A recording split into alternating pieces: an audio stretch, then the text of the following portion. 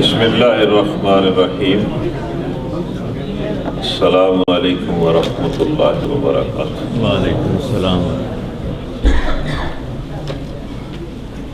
الحمدللہ الحمدللہ حمدا کثیرا طیبا مبارکا فیہ کما یحب ویرضی،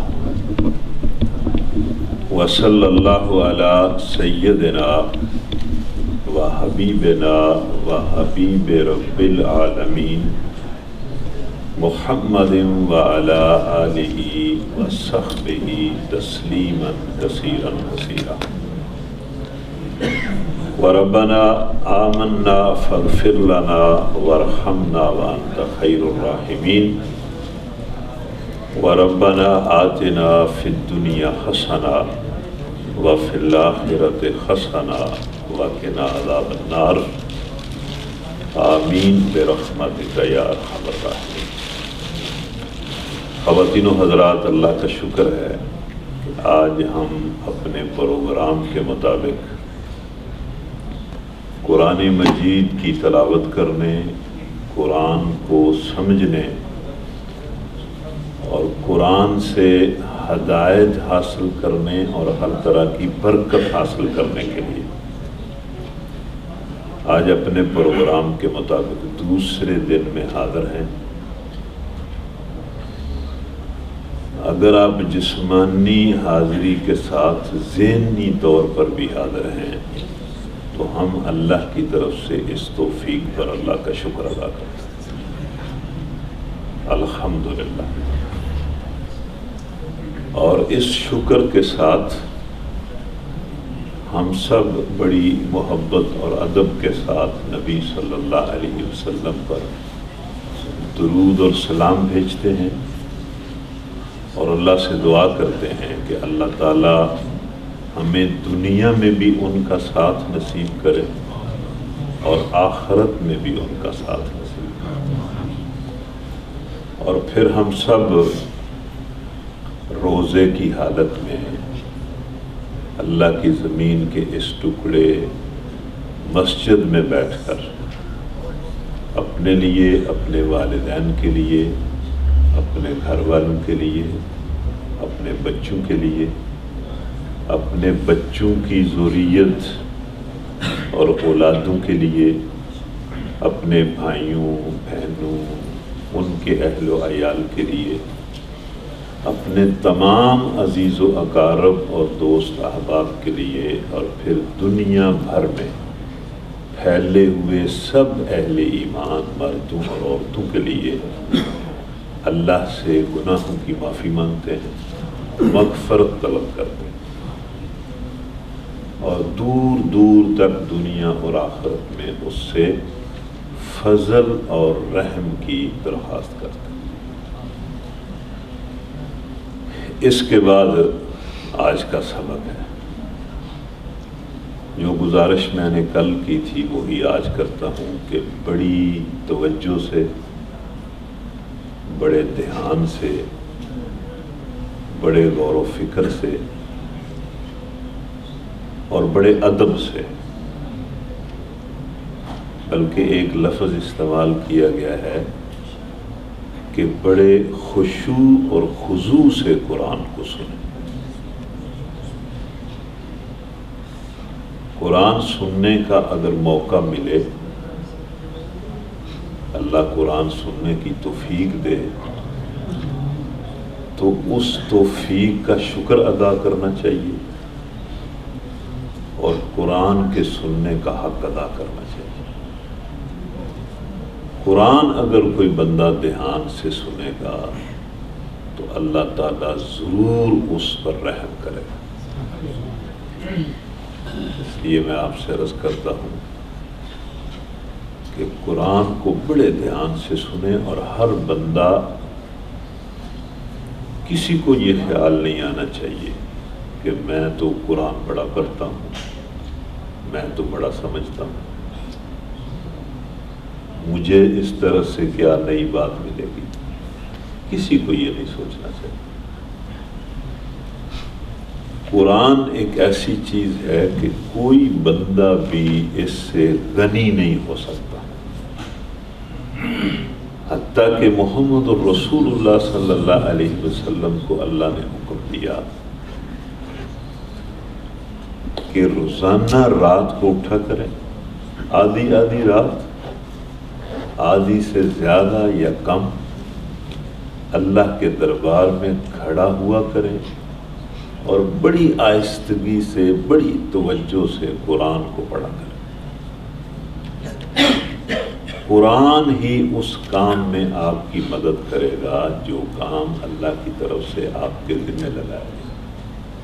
تو اگر وہ قرآن سے غنی نہیں ہے تو ہم میں سے کون یہ کہہ سکتا ہے کہ میں قرآن سے غنی ہو گیا، مجھے مزید قرآن پڑھنے اور سمجھنے کی ضرورت نہیں؟ اس لیے میں آپ سے یہ عرض کرتا ہوں کہ بالکل اس مجلس میں بیٹھے ہوئے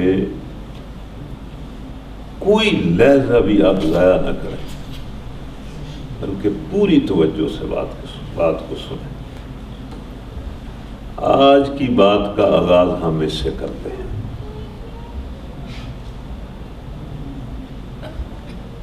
پورے دھیان سے بات کو سنیں۔ آج کی بات کا، آج کے سبق کا آغاز ہم اس سے کرتے ہیں کہ دنیا میں اللہ تعالیٰ نے جتنی نعمتیں ہمیں دی، ہمیں اللہ نے بہت کچھ دیا۔ قرآن مجید میں ایک لفظ آتا ہے کہ نعمت اللہ لا تحصوها، کہ اللہ کی اتنی نعمتیں ہیں کہ بندہ ان کو گن نہیں سکتا، ان کا شمار نہیں کر سکتا۔ اور یہ بالکل ٹھیک ہے کہ اس جسم اور جان کی شکل میں اور رزق اور روزی کی شکل میں اور بہت ساری مختلف اقسام نعمتیں ہیں جن کو انسان شمار نہیں کر سکتا۔ لیکن اگر ہم یہاں موجود ہیں تو میں یہاں یہ بات عرض کرتا ہوں کہ اللہ تعالیٰ نے ہمیں جتنی بھی نعمتیں دی ہیں اور جو کچھ بھی اس نے دیا ہے، اس میں سے سب سے قیمتی چیز ایمان ہے۔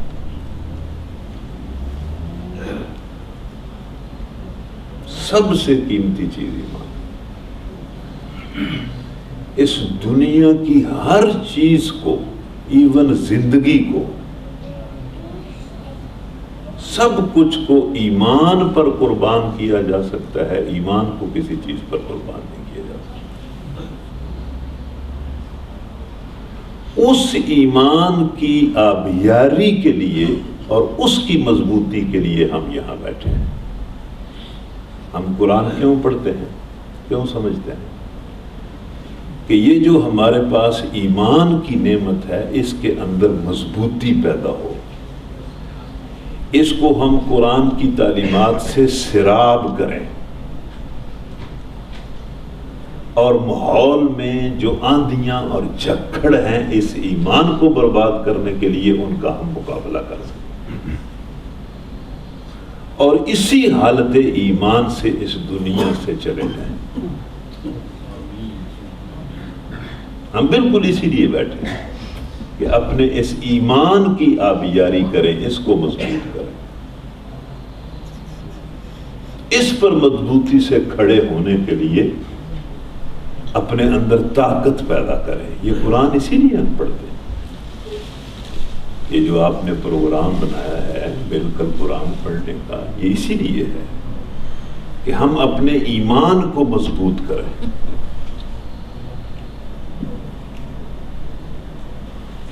یہ جو دعا پڑھی جاتی ہے جب کوئی بندہ فوت ہو جاتا ہے، اللہ کرے آپ کا دھیان ادھر ہو، اس دعا پر کبھی آپ نے غور کیا؟ اللہم من احییتہ منا فاحیہ علی الاسلام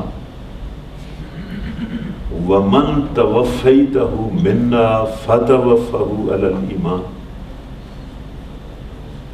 میت پر کھڑے ہو کر اللہ کی کبریائی کا بار بار ذکر کر کے اللہ بڑا ہے، اللہ بڑا ہے، اللہ بڑا ہے،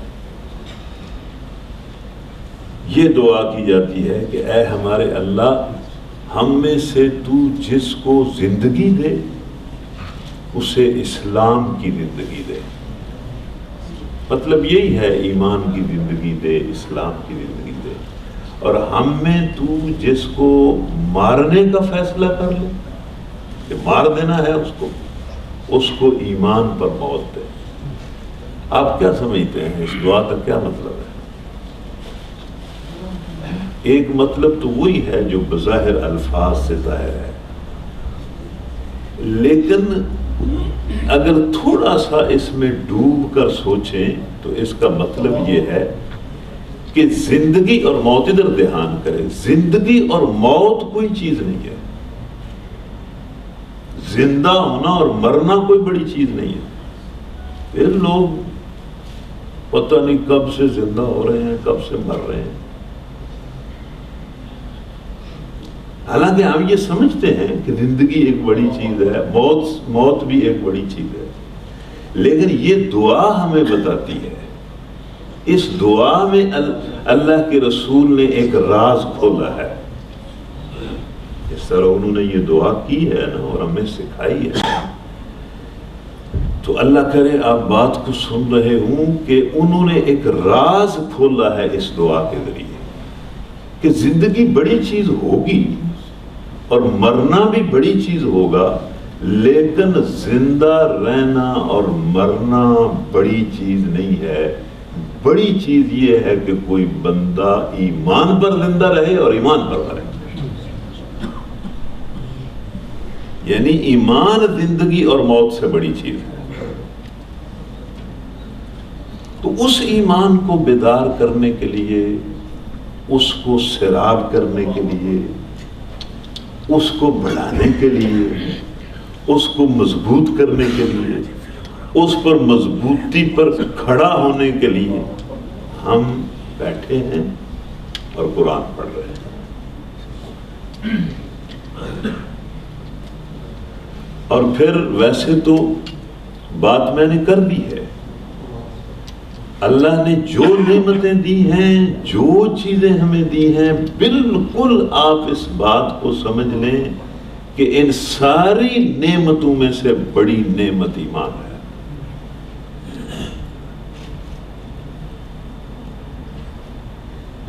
اور 1,24,000 پیغمبر اس ایمان کے لیے آئے ہیں اور انہوں نے ایک سے ایک بڑھ کر قربانیاں دی ہیں اس ایمان کے لیے. یہ اللہ کے آخری رسول نے پتھر کھائے، کیوں؟ ہمیں ایمان کی دعوت دینے کے لیے، ہم تک ایمان پہنچانے کے لیے. تو اس لیے میں یہ سمجھتا ہوں کہ اللہ کا شکر ہے کہ اللہ تعالیٰ نے ہمیں یہ توفیق دی ہے اور یہاں ہم بیٹھے ہیں اور قرآن ہمارے سامنے ہے اور قرآن کے ذریعے ہم اپنے ایمان کو مضبوط کرنے کے لیے بیٹھے. پھر ایک اور چیز ہے، ایک اور لفظ ہے قرآن میں استعمال ہوتا ہے کہ یہ جو ایمان ہے اس کی تصدیق ایک چیز کرتی ہے کہ کیا یہ شخص اپنے ایمان میں سچا ہے یا جھوٹا ہے. ایمان میں لوگ جھوٹے بھی ہوتے ہیں. ایمان میں جھوٹے آدمی کو قرآن نے منافق کا نام دیا ہے. جو بندہ اپنے ایمان میں جھوٹا ہو اس کو قرآن نے اور نبی صلی اللہ علیہ وسلم نے منافق کہا ہے. تو قرآن کی تصدیق کرتا ہے، ایمان کی تصدیق کرتا ہے تقوی، تقوی کی صفت ایمان کی تصدیق کرتی ہے. جس بندے میں تقوی ہوتا ہے اس کا ایمان سچا ہوتا ہے. تقوی کیا ہے؟ کہ جو انسان ایمان کی مضبوطی پر اپنی زندگی ایمان کے مطابق گزارتا ہے وہ متقی،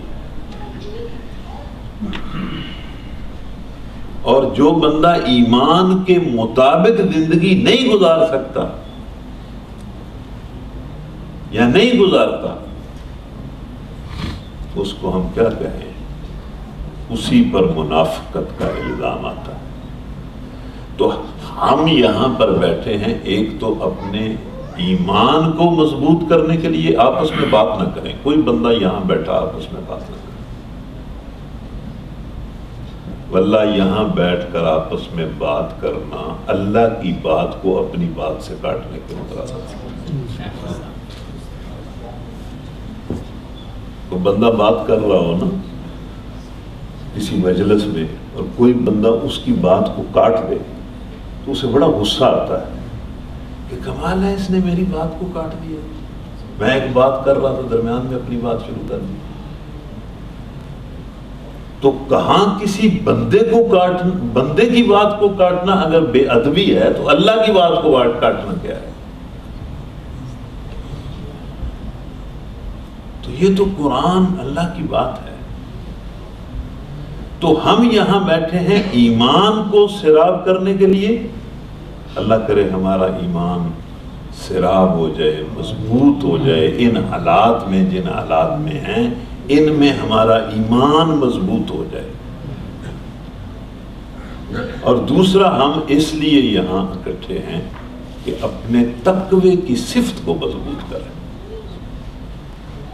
یعنی ایمان کے مطابق زندگی گزارنے کی صفت اور صلاحیت کے اندر مضبوطی پیدا کریں۔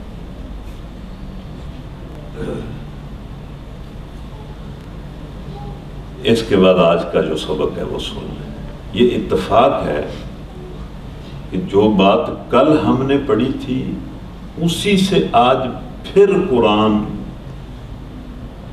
آج کا سبق اسی سے شروع ہو رہا ہے۔ مجھے بڑا یاد ہے، میں یہ آپ کی دلچسپی کے لیے یہ بات کر رہا ہوں، مجھے بڑا یاد ہے کہ ایک مرتبہ ایک سفر میں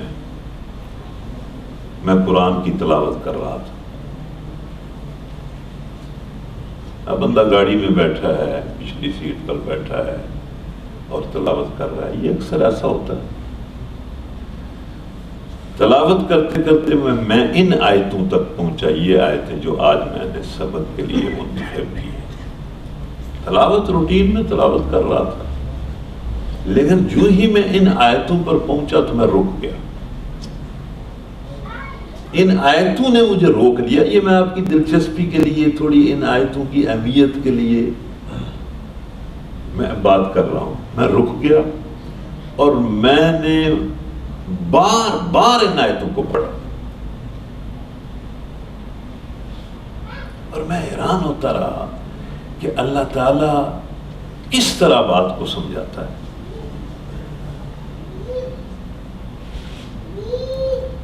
ہم مسلمان ہیں، ہمارے پاس ایمان ہے، لیکن ہمیں اس ایمان کو پوری طرح سمجھنا چاہیے اور تقوی کی صفت کے ساتھ اس ایمان کی تصدیق کرنی چاہیے اور اللہ کے پاس اس حال میں پیش ہونا چاہیے کہ وہ اللہ ہم پر رحم کرے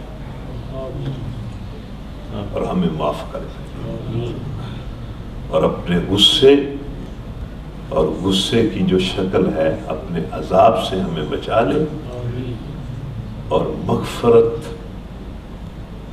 ہماری مغفرت کر کے ہمیں معاف کر کے اپنی رضا سے ہمکنار کر دے۔ اعوذ باللہ من الشیطان الرجیم، بسم اللہ الرحمن الرحیم، وَلِلَّهِ مَا فِي السَّمَاوَاتِ وَمَا فِي الْأَرْضِ۔ ان الفاظ سے کل کا سبق شروع ہوا تھا، انہی الفاظ کے ساتھ، اور میرا خیال ہے یہ ایمان کی بنیاد ہے کہ بندہ اللہ کو پہچانے اور اس کی طاقت اور قدرت کو پہچانے اور اس کی حیثیت کو پہچانے اور اس کا حق ادا کرے، یہی ایمان ہے۔ اس لیے بار بار اللہ تعالیٰ اس طرح کے جملے قرآن میں ارشاد فرماتا ہے، وَلِلَّهِ مَا فِي السَّمَاوَاتِ وَمَا فِي الْأَرْضِ۔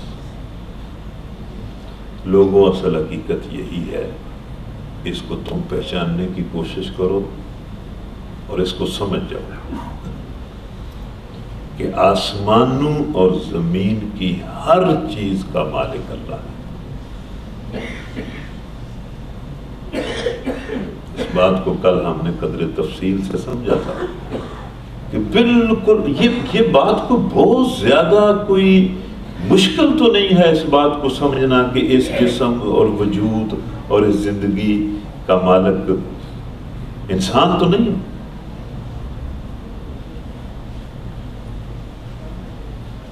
اور پھر یہ جو کچھ ہے اس کا مالک انسان ہے۔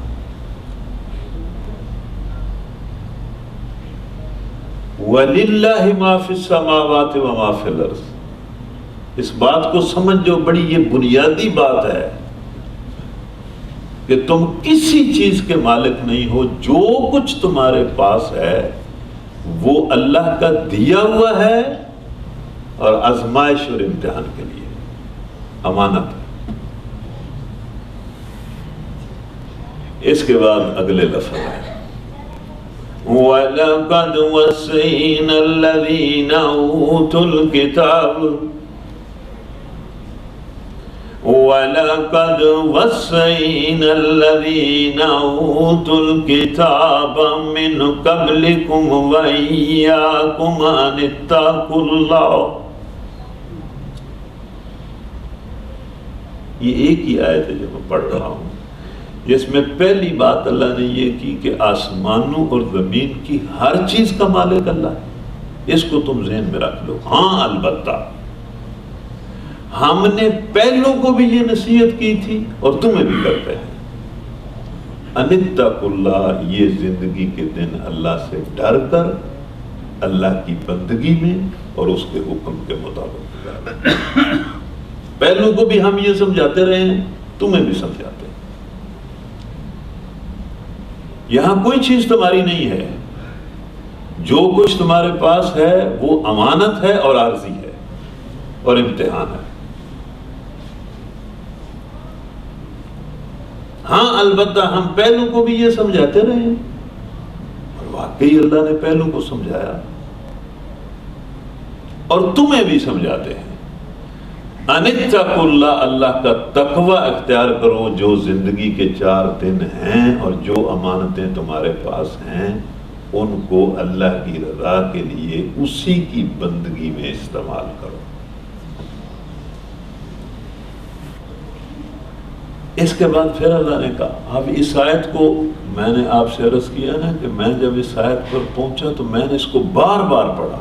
اسی آیت میں پھر اللہ کہتا ہے وَإِن تَكْفُرُوا فَإِنَّ لِلَّهِ مَا فِي السَّمَاوَاتِ وَمَا فِي الْأَرْضِ۔ اگر تم ناشکری کرو گے تو پھر سن لو کہ آسمانوں اور زمین کی کسی چیز کے تم مالک نہیں ہو۔ ہم تمہیں سمجھا رہے ہیں کہ تقوی اختیار کرو، ہم نے پہلوں کو بھی سمجھایا ہے، لیکن اگر تم نے تقوی اختیار نہ کیا اور کفر کیا اور نہ شکری کی اور نہ فرمانی کی تو پھر سن لو کہ تمہارا کچھ بھی نہیں ہے۔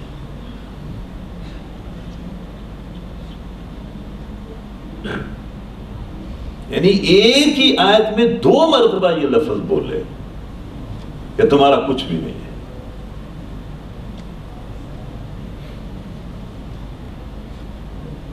اس میں آپ کو ویسے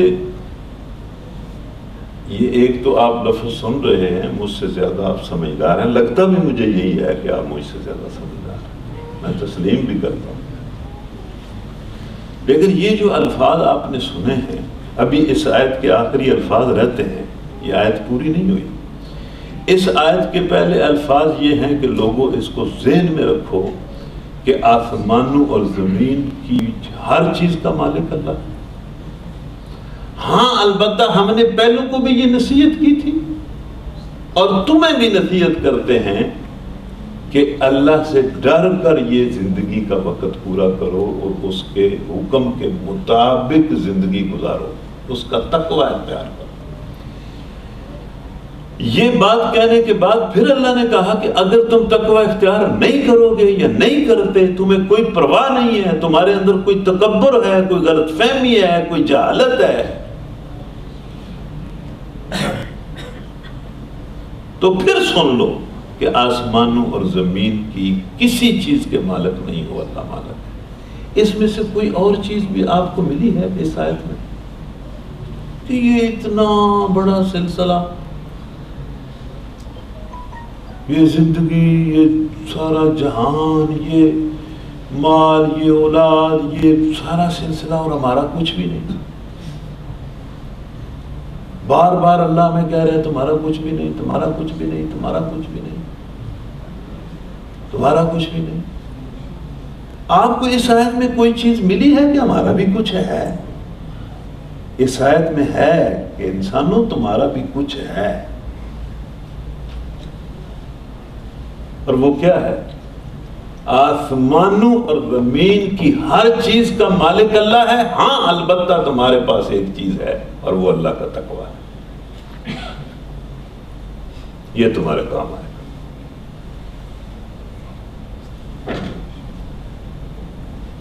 کوئی چیز اور نہ تمہاری ہے نہ وہ تمہارے کام آئے گی۔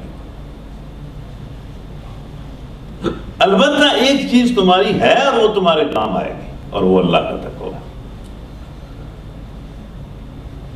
اللہ سے ڈر کر زندگی اگر تم نے گزار لی تو یہ ایک بہت بڑی چیز ہے جس کے مالک تم ہو۔ اور اگر سب کچھ ہو اور ایمان اور تقوی ہی نہ ہو تو میرا کیا بنے گا، تیرا کیا بنے گا؟ یعنی باقی کی تو ویسے ہی اللہ نفی کر رہا ہے۔ اگر مال بھی ہو، اولاد بھی ہو، سٹیٹس بھی ہو، سب کچھ ہو، ایک لمبی زندگی بھی بندہ گزارے، اور جو متاع تقوی ہے وہ نہ ہو، تو آپ خود سوچ لیں میرا کیا بنے گا، آپ کا کیا بنے گا۔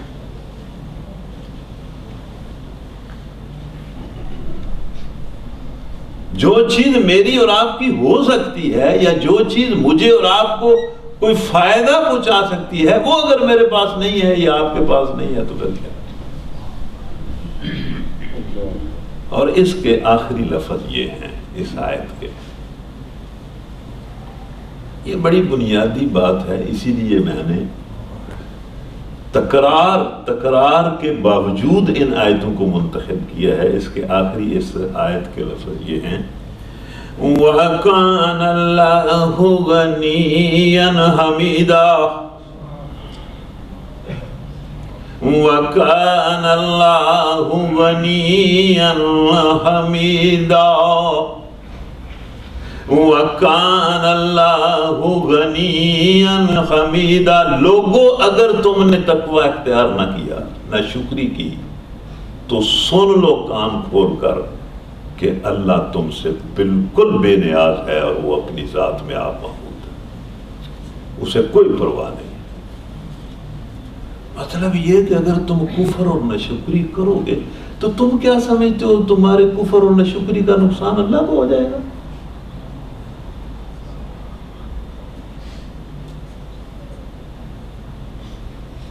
وہ حدیث آپ نے سنی ہے، حدیث قدسی، کہ نبی صلی اللہ علیہ وسلم نے فرمایا کہ اللہ فرماتا ہے کہ تمہارے اگلے پچھلے سارے جتنے تم ہو، تم اپنے میں سے اس شخص کی طرح ہو جاؤ جو سب سے زیادہ برا ہے، سارے ہی اس طرح کے ہو جاؤ، تو پھر بھی میری سلطنت میں اتنی سی کمی بھی نہیں ہو سکتی۔ مجھے تمہارے گناہوں، تمہارے مظالم، تمہاری نافرمانیوں کی ذرا بھر بھی کوئی نقصان میرا نہیں ہوتا، اور تم اگر میری تعریف کا حق ادا نہیں کرو گے تو میں پھر بھی محمود ہوں، اپنی ذات میں آپ محمود ہوں۔ تمہارا ایمان بھی تمہارے لیے ہے، تمہارا تقوی بھی تمہارے لیے ہے اور تمہارا کفر اور تمہاری نشکری بھی تمہارے لیے ہے. اللہ بالکل غنی. یہ باتیں میں نے تو بات کا آغاز ہی یہاں سے کیا تھا کہ ہم ایمان کو سراب کرنے کے لیے بیٹھے. ہم میں سے جتنے لوگ ہم میرے سمیت یہاں بیٹھے ہیں، ہم میں سے کوئی بندہ اپنے آپ کو یہ سمجھتا ہے، ویسے کوئی نہیں سمجھتا، مجھے پتہ ہے کوئی نہیں سمجھتا، مجھے پتہ ہے، میں جانتا ہوں، میں بھی نہیں سمجھتا، آپ میں سے بھی کوئی بندہ نہیں سمجھتا. لیکن ویسے میں کہہ رہا ہوں کہ اگر کوئی بندہ سمجھتا ہے کہ میں ایمان میں بڑا مکمل ہوں تو واللہ اسے بھی ایمان کی بڑی ضرورت ہے.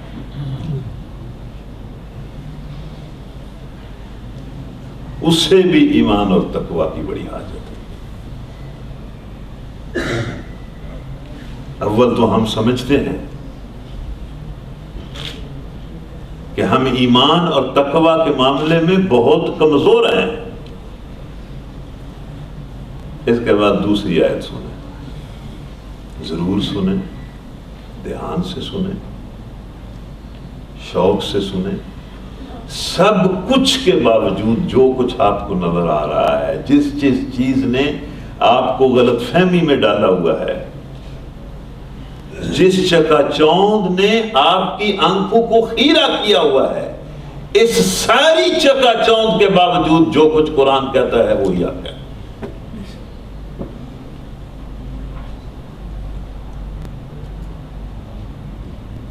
واللہ جو کچھ قرآن کہتا ہے وہی حق ہے.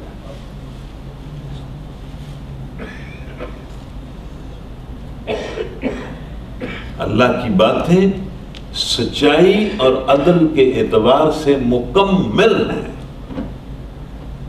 اس کے بعد اس لیے اگلی بات سنیں، اگلی آیت سنیں. وَلِلَّهِ مَا فِي السَّمَاوَاتِ وَمَا فِي الْأَرْضِ. آپ حیران نہیں ہوتے؟ میں اگر گاڑی میں بیٹھے بیٹھے قرآن پڑھ رہا تھا اور ان آیتوں پر آ کر رک گیا تھا تو کیا وہ میرا رکنا غلط تھا؟ یعنی پہلی آیت میں 2 مرتبہ یہ لفظ بولے اور اگلی آیت پھر انہی لفظوں سے شروع کی. یعنی پہلی آیت میں، حالانکہ وہ آیت کو بڑی نہیں ہے، چھوٹی آیت ہے، اس ایک آیت میں 2 مرتبہ یہ لفظ بولے کہ آسمانوں اور زمین کی ہر چیز کا مالک اللہ ہے، اور اس کے ساتھ ہی اگلی آیت شروع کی اور پھر کہا کہ آسمانوں اور زمین کی ہر چیز کا مالک اللہ ہے. تو ہم نے یہ میں اور میری کی کیا رٹ لگائی ہوئی ہے؟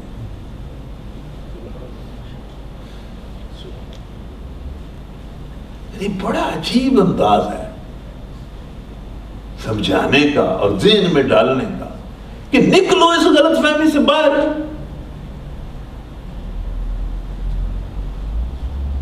اس غلط فہمی سے باہر نکل کر تقوی اختیار کرو. اگر تمہارے پاس ایمان اور تقوی نہیں ہوگا تو کچھ بھی تمہارے پاس نہیں ہوگا.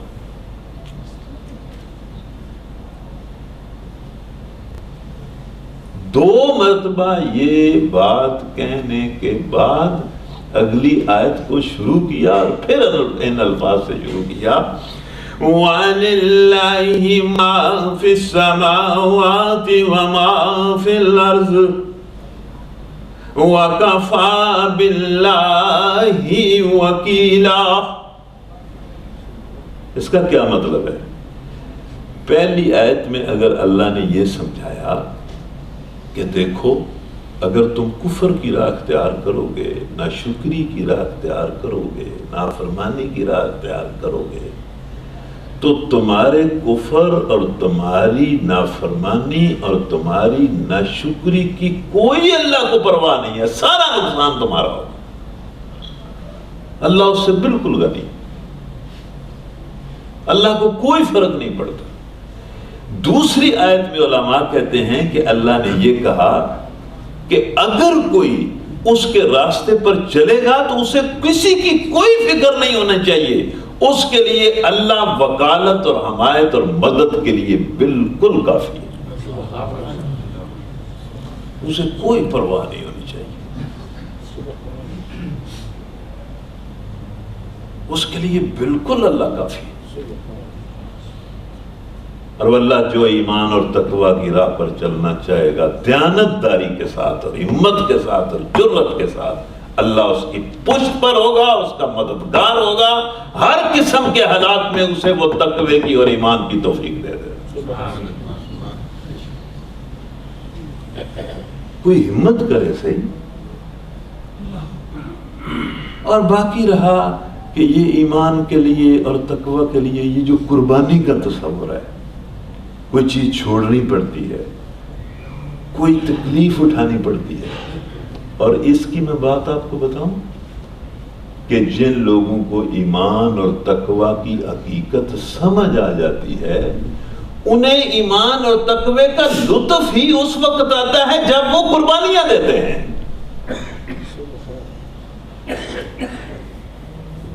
اور قربانی دے کر شکرانے کے نفل پڑھتے ہیں،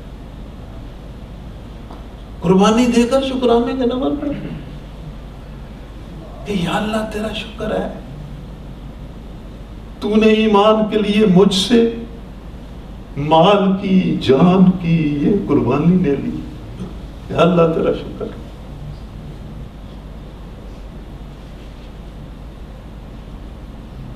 واللہ جو بندہ، آپ خود سمجھیں کہ جو بندہ دنیا کی ہر شے کے مقابلے میں ایمان اور تقوی کو اہمیت دیتا ہے، اس سے کیا فرق پڑتا ہے قربانی دینے کا؟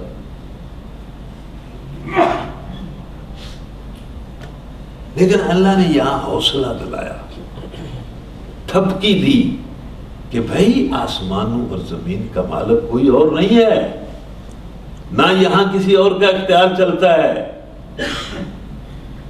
ابھی یہ بھائی کہہ رہے تھے، وہ متی اور رحمان نظامی کی پھانسی کی بات کر رہے تھے، واللہ مجھے تو اس بات کی سمجھ نہیں آتی، آپ کو بھی شاید نہ آتی ہو، لیکن ہو سکتا ہے کہ وہ پھانسی چڑھنے والا پھانسی چڑھنے پر کتنا فخر کرتا ہو۔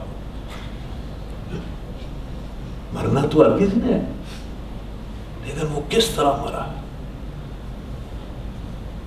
خود اسے اپنے مرنے پر فخر ہے۔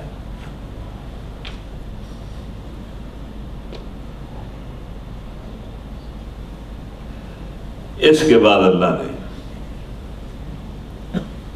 ایک بات کہی، اللہ کرے یہ بات میرے دل کے اندر اتر جائے، آپ کے دل کے اندر اتر جائے۔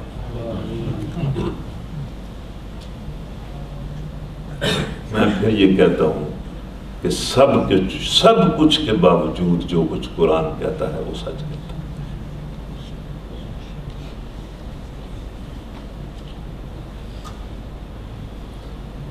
اس کے بعد اللہ فرماتا ہے إِن يَشَأْ يُذْهِبْكُمْ أَيُّهَا النَّاسُ إِن يَشَأْ يُذْهِبْكُمْ أَيُّهَا النَّاسُ وَيَأْتِي بِآخَرِينَ۔ چودھری صاحب، میاں صاحب، ملک صاحب، راجہ صاحب، یہ جو زندگی کے چند دن ہیں، یہ جو زندگی کے بالکل محدود اور چند دن ہیں، یہ اللہ کی بندگی میں بسر کر لو، ورنہ یہ ختم ہونے والی ہے۔ کتنے زیر زمین چلے گئے۔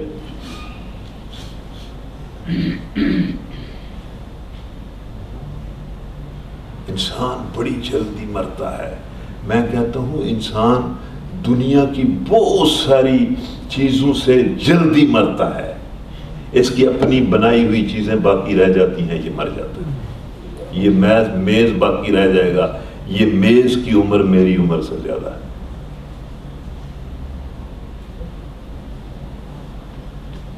انسان کی عمر بہت تھوڑی ہے، اور یہ بھی یاد رکھیں کہ اس کی عمر کا تھوڑا ہونا بھی اسی کے لیے بہتر ہے۔ اے تھوڑی جنی نہیں بھی گزر دی تے زیادہ ہوتی تو کی کرنا سی، اے پڑھ پہ سانو، اے تھوڑی جی زندگی تے اے دے وچ ساڈے کو قربانیاں نہیں دین دیاں تے زیادہ اساں کی کرنا۔ إِن يَشَأْ يُذْهِبْكُمْ أَيُّهَا النَّاسُ، انسانوں اللہ جب چاہے گا تمہیں ختم کر دے گا. اس لیے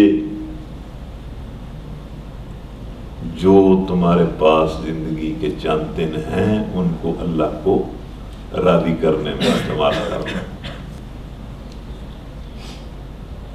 اچھا جی، یہ بہت بھی بڑی عجیب چیز، بہت بھی بڑی عجیب چیز. اِن یشاء یذھبکم ایھا الناس ویأتی بآخرین. جب چاہے گا اللہ تمہیں ختم کر دے گا اور تمہاری جگہ اور لوگوں کو لے آئے گا. وہ اسی طرح کر رہا ہے، اسی طرح کر رہا ہے.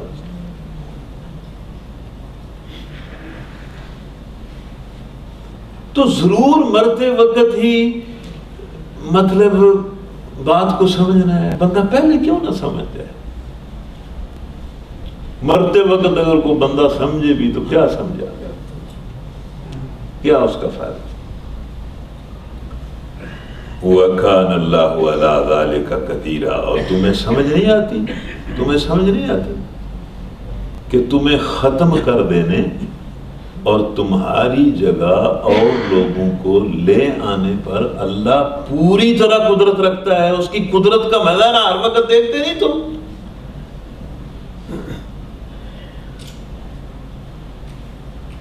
کوئی انسان مرنا نہیں چاہتا، کوئی انسان مرنے سے بچ نہیں سکتا. اس میں بھی تمہارے لیے نشانی. اس کے بعد آخری آیت، یہ جو ہمیں غلط فہمی ہے اور ہمیں مطلب ہے کہ ہم نے بنایا ہوا ہے، پتہ نہیں کیا بنایا ہوا ہے.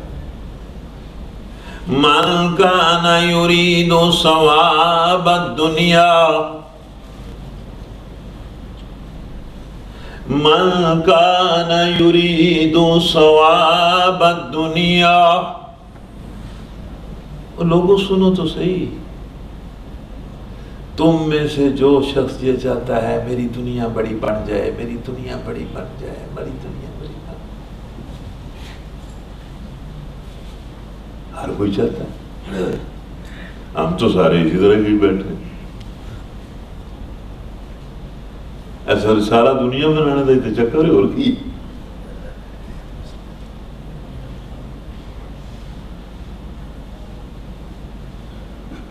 تو تم میں سے جو کوئی چاہتا ہے کہ اس کی دنیا بنے، وہ دنیا کا بڑا طالب ہو، اب اپنا ظرف ہے، اپنا نقطہ نظر ہے، اپنا علم ہے کہ بندہ کتنی دنیا چاہتا ہے. دنیا ہی چاہتے ہیں ہم، اور کیا ہے. ہم جن کے پاس ایمان ہے وہ بھی دنیا کے طالب بنے ہوئے ہیں. جن کے پاس ایمان نہیں ہے اللہ پر وہ بھی ایمان رکھتے ہیں، وہ بھی آخرت پر ایمان ایک طرح سے رکھتے ہیں. انبیاء کی دعوت کا بالکل اثر ہر جگہ موجود ہے. جس طرح ہم نے ایمان کے تقاضوں کو چھوڑ دیا ہے، انہوں نے ہم سے کچھ زیادہ چھوڑ دیا.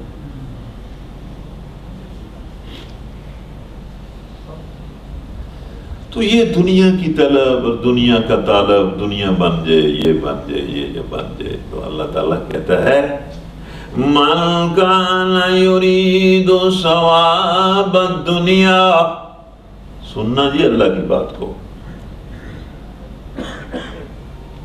من کان یرید ثواب الدنیا فعند اللہ ثواب الدنیا والآخرہ. تیرا دماغ خراب ہے، تجھے سمجھ نہیں ہے. اللہ کہتا ہے وہ جو دنیا طلب کرتا ہے، جو کہتا ہے میری دنیا بن جائے، اسے ہماری طرف سے یہ بتاؤ کہ اگر وہ ہمارا بندہ بنے گا تو دنیا بھی بن جائے گی اور آخرت بھی بن جائے گی.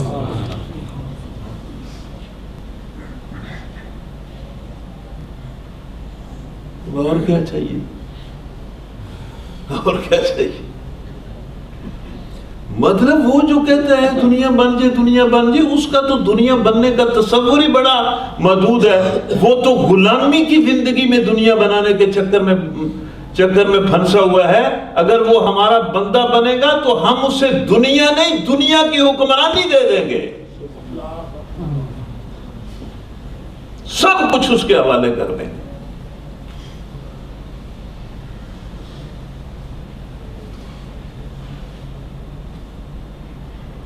من کان یرید ثواب الدنیا,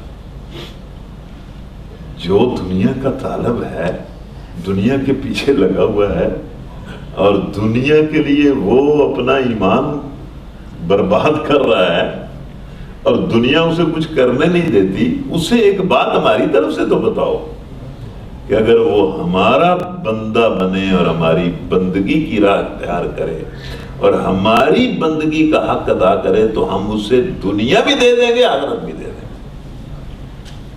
تو ظاہر ہے ہمارے پاس تو مثال ہے, صحابہ رضوان اللہ علیہم اجمعین کی کیسی مثال ہے, کیسی مثال ہے.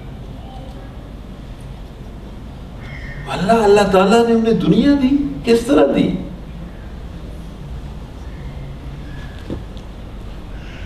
پوری دنیا کی حکمرانی ان کو دے دی اور پوری دنیا کے خزانے دے دی. اور بڑا عجیب ایک جنگ یرموک پر علامہ اقبال ایک نظم لکھتا ہے, بڑی عجیب. وہ نظم تو مجھے نہیں آتی لیکن جو بات اس میں اس نے بیان کی ہے وہ مجھے یاد ہے. یہ ہوتا رہا ہے, یہ آج بھی ہو رہا ہے. یہ جنگیں, یہ لڑائیاں, یہ تو ہو رہی, مسلسل ہو رہی. ایک طرف مشرکین کی فوج بیٹھی ہے, ایک طرف مسلمانوں کی فوج بیٹھی. مسلمانوں کی فوج کے سپہ سالار امین الامت ابو عبیدہ بن جراح ہے. فوج بیٹھی ہوئی ہے, ایک جوان اٹھ کھڑا ہوتا ہے, ایک نوجوان 20 سال کا 22 سال کا بالکل نوجوان وہ اٹھ کھڑا ہوتا ہے. وہ کہتا ہے ابو عبیدہ تو ہمیں جنگ کا حکم کیوں نہیں دیتا؟ حکم دے. میں تو آج یہ ارادہ کر کے آیا ہوں کہ میں نے شہادت کے دروازے سے گزر کر محمد صلی اللہ علیہ وسلم سے ملاقات کرنی ہے. میرا تو دل بڑا اداس ہے, تو حکم کیوں نہیں دیتا؟ حکم دے.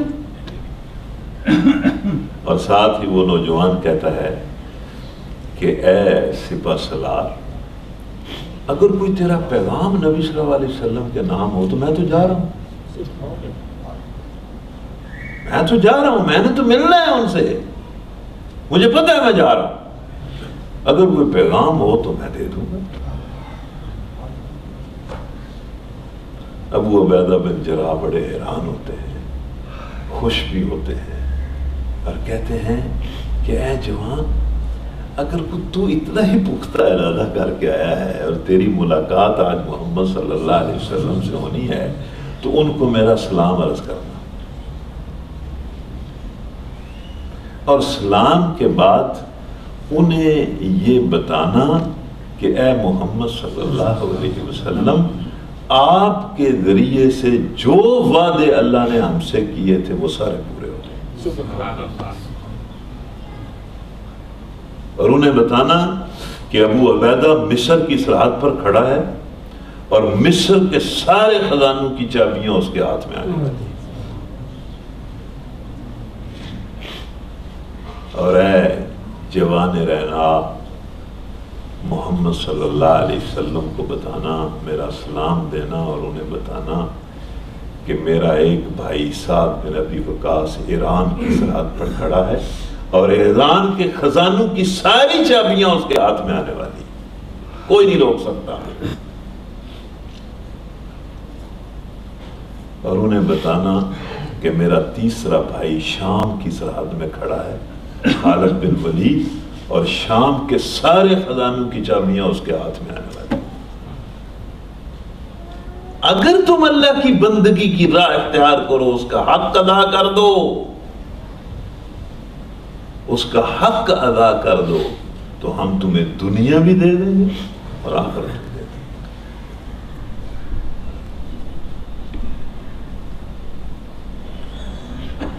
وَكَانَ اللَّهُ سَمِيعًا بَصِيرًا۔ لیکن یاد رکھو اللہ تعالیٰ کے فیصلے اس کے علم کی بنیاد پر، اس نے دنیا اور آخرت دینی ہے تو اپنے اصولوں کے تحت دینی ہے۔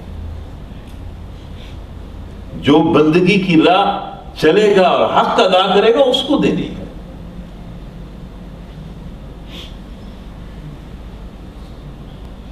وآخر دعوانا ان الحمد للہ رب العالمین۔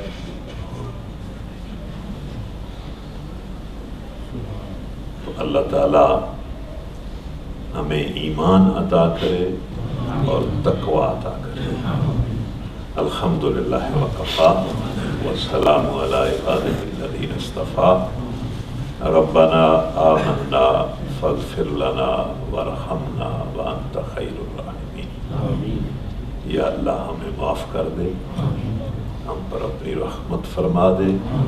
یا اللہ تو بڑا معاف کرنے والا اور بڑا رحم کرنے والا۔ یا اللہ ہمارے سینے کھول دے، یا اللہ ہمارے سینے کھول دے۔ یا اللہ جو ایمان تیرے ہاں پسند اور قبول ہے وہ ایمان ہمیں عطا کر دے۔ یا اللہ جو ایمان تیرے ہاں پسند اور قبول ہے وہ ایمان عطا کر دے۔ یا اللہ یا اللہ یا اللہ یا اللہ ایمان کے لیے اور تقوی کے لیے سب کچھ قربان کر دینے کی جرت بخش دے۔ یا اللہ ایمان کے لیے سب کچھ قربان کر دینے کی توفیق اور جرت بخش دے۔ یا ارحم الراحمین یا ارحم الراحمین، ہمیشہ ہمیشہ کے لیے ہم سب کو اپنی پناہ اور اپنی رحمت میں لے لے۔ یا اللہ ایک لحظے کے لیے، ایک لمحے کے لیے بھی ہمیں اپنی پناہ اور رحمت سے الگ نہ کرنا۔ یا اللہ یا ارحم الراحمین یا ارحم الراحمین، جتنے لوگ یہاں اس مجلس میں بیٹھے ہیں، بزرگ ہیں، جوان ہیں، چھوٹے بچے ہیں، بہنیں ہیں، بیٹیاں ہیں، معصوم بچیاں ہیں، یا اللہ مجھ سمیت جس کے دل میں، جس کی زبان پر جو جائز دعا ہے اس کی دعا کو قبول فرما۔ یا اللہ تیرے پاس اختیار کن ہے، تو آسمانوں اور زمین کا موجد ہے، تجھے ہر شے پر پوری قدرت حاصل ہے۔ یا اللہ ہمیں ایمان اور تقوی بخش دے، اور جس کے دل اور جس کی زبان پر جو جائز دعا ہے اس کی دعا کو قبول کر دے۔ یا اللہ ہم میں سے جو بندہ کسی پریشانی میں مبتلا ہے، یا اللہ تیرے سوا کون ہے جو مضطرب کی آہ کو سنے اور اس کی تکلیف کو دور کر کے اس کے دل کو سکون اور خوشی بخش دے۔ یہ اختیار صرف تیرا ہے۔ یا اللہ ہم میں سے جو بندہ جس مشکل میں ہے اور جس پریشانی میں ہے اس کی پریشانی کو دور کر کے اس کے دل کو سکون اور خوشی بخش دے۔ یا ارحم الراحمین، تو بڑا رحم کرنے والا ہے، ہمارے گھر والوں اور ہمارے بچوں پر رحم فرما۔ ہمارے گھر والوں اور ہمارے بچوں کو ایمان بخش دے اور انہیں نیک اعمال کی توفیق بخش دے، اور ہمارے گھر والوں اور ہمارے بچوں کو یا اللہ نیک اور صالح بنا کر ہماری آنکھوں کو ٹھنڈا کر دے، ہماری آنکھوں کو ٹھنڈا کر دے، ہماری آنکھوں کو ٹھنڈا کر دے۔ یا اللہ ہمارے گھروں کو سکون اور مسرت اور خوشی نصیب فرما۔ یا ارحم الراحمین گھروں کے فتنوں سے ہمیں بچا، بچوں کے فتنوں سے ہمیں بچا، ہمارے بچوں کو ہر فتنے سے بچا لے اور ہم پر رحم کر دے یا ارحم الراحمین یا ارحم الراحمین۔ ہم سب کے سینے ایمان کے لیے کھول دیں یا اللہ، ہمارے دلوں میں ایمان کی قدر پیدا کر دیں، ہمارے دلوں میں ایمان کی قدر پیدا کر دیں یا اللہ، ہمارے ملک کو ظلم اور فساد سے نجات دلا یا اللہ، ہمارے ملک اور ہماری قوم کو دوسروں کی غلامی سے نجات عطا فرما یا اللہ، پوری امت کو غلامی سے نکال یا اللہ یا ارحم الراحمین۔ اپنے بندوں کو اپنے بندوں کے ظلم سے بچا لے یا اللہ، اپنے بندوں کو اپنے بندوں کے ظلم سے بچا لے یا اللہ، اپنے بندوں کو اپنے بندوں کے ظلم سے بچا لے یا اللہ۔ ہاتھ اٹھا کر تجھ سے دعا کر رہے ہیں، روزے کی حالت میں ہیں، تیرے گھر میں بیٹھے ہیں، تیرے قرآن کے سائے میں ہیں، تیرے قرآن کا سایہ تیری رحمت کا سایہ ہے یا اللہ، یہ زندگی کے جو 4 دن ہیں اسے ایمان اور تقوی میں گزارنے کی توفیق بخش دے یا اللہ، ایمان اور تقوی کی بہترین حالت کی زندگی بخش اور ایمان اور تقوی کی بہترین حالت پر موت بخش، آمین۔ اللہم صلی وسلم علی نبینا محمد وعلی آلہ وصحبہ اجمعین برحمتک۔ جزاک اللہ۔